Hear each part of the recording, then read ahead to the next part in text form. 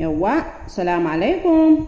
Na ce dai bari yau na samu lokaci na yi wa 'yan uwa mata bayani na musamman akan wannan sabulai na kamfanin Magic Beauty Soap, wato watermelon soap da kuma avocado skin lightening soap. Abin da yasa zan yi bayanin ba wai dan ba ku san shi ba ko kuma in ce ba ku taɓa ganin tallansa ba, a'a. Na fuskanci cewa akwai wani abu da ya shige wa mutane duhu, ko in ce mata duhu, dangane da wayannan sabulai guda biyu.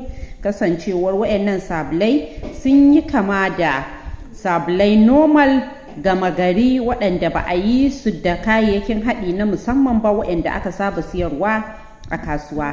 To a zahirin gaskiya wayannan sabulai guda biyu suna da bambanci da wayannan sabulai da kuka saba siyan su a kasuwa, wato gama gari a bakin kasuwar Rimi.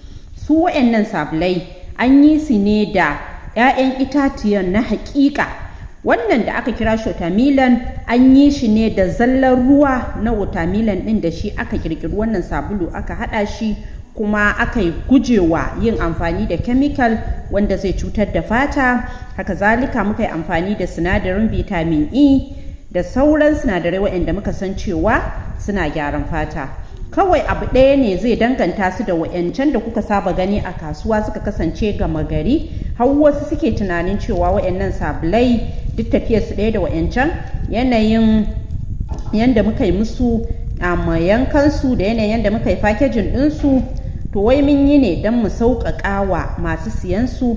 Idan muka ce za mu buga musu kwali, za a bi wani long processes kafin ya zo hannun mutane, to ya haure ya yi wani mashahurin tsada.